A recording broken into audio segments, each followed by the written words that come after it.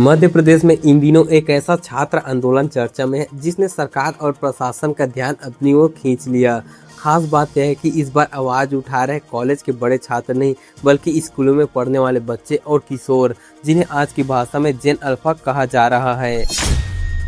सवाल यह है कि आखिर मध्य प्रदेश में ऐसा क्या हुआ कि स्कूल की ड्रेस और कंधे पर बैग लेकर पढ़ने वाले बच्चे अपनी समस्याओं को लेकर सड़क और प्रशासन तक पहुंचने लगे।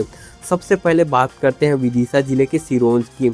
यहां स्कूल की छात्राओं ने निजी बसों के किराए में बढ़ोतरी के खिलाफ आवाज उठाई। रिपोर्ट के मुताबिक स्कूल आने जाने के लिए रियायती किराया 10 रुपये से बढ़ाकर 25 रुपये करने की कोशिश की गई। छात्राओं ने इसका विरोध किया और बस स्टैंड पर प्रदर्शन किया। मामला बढ़ा तो प्रशासन को हस्तक्षेप करना पड़ा। पुराना 10 रुपये वाला किराया बहाल करने की दिशा में कार्रवाई हुई, यानी बच्चों की आवाज उठी और कुछ ही समय में प्रशासन को मामले में ध्यान देना पड़ा। प्रदर्शनकारियों की मांग थी कि स्कूल की अपनी अलग पहचान बरकरार रखी जाए। छात्रों और अभिभावकों को आशंका है कि विलय के बाद स्कूल की मौजूदा पहचान, पढ़ाई के तरीके और कुछ शैक्षणिक अवसरों पर असर पड़ सकता है और यही वजह है कि अब मध्य प्रदेश की इन घटनाओं को केवल एक स्थानीय छात्र प्रदर्शन के तौर पर नहीं देखा जा रहा। सवाल उठ रहा है कि क्या निजी पढ़ाई अपने स्कूल आने जाने की सुविधा और शिक्षा से जुड़े फैसलों को लेकर पहले से ज्यादा जागरूक हो रही है। देश के दूसरे हिस्सों में भी ऐसी घटनाएं सामने आई है। कई जगह जेन अल्फा के छात्र शिक्षकों की कमी, स्कूल की बुनियादी सुविधाओं, खराब रास्तों और परिवहन से जुड़ी समस्याओं को लेकर प्रशासन तक पहुंचने लगे। एक छात्र के लिए स्कूल तक पहुंचने का किराया बढ़ जाना बहुत बड़ा मुद्दा हो सकता है।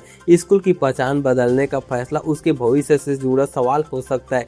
सड़क खराब हो तो रोज स्कूल पहुंचना मुश्किल हो सकता है और सुविधाओं की कमी हो तो पढ़ाई प्रभावित हो सकती है।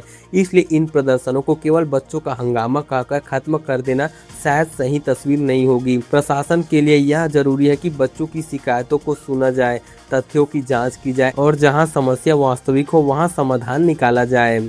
सोशल मीडिया पर इस पूरे घटना को धार से भोपाल तक हल्ला बोल और मंत्री का काफिला रोकने जैसे दावों के साथ भी बताया जा रहा, लेकिन उपलब्ध विश्वसनीय रिपोर्टों में मध्य प्रदेश के लिए फिलहाल सिरोंज और भोपाल की घटनाएं स्पष्ट रूप से सामने आती है। इसलिए किसी अपुष्ट दावे को तथ्य मानकर पेश करना सही नहीं होगा। और सबसे बड़ा सवाल यह है कि क्या अब प्रशासन को बच्चों की समस्याओं और शिकायतों के लिए उनके सड़क पर उतरने का इंतजार करना पड़ेगा? आप इस पूरे मामले को कैसे देखते हैं? अपनी राय कमेंट में जरूर बताइए।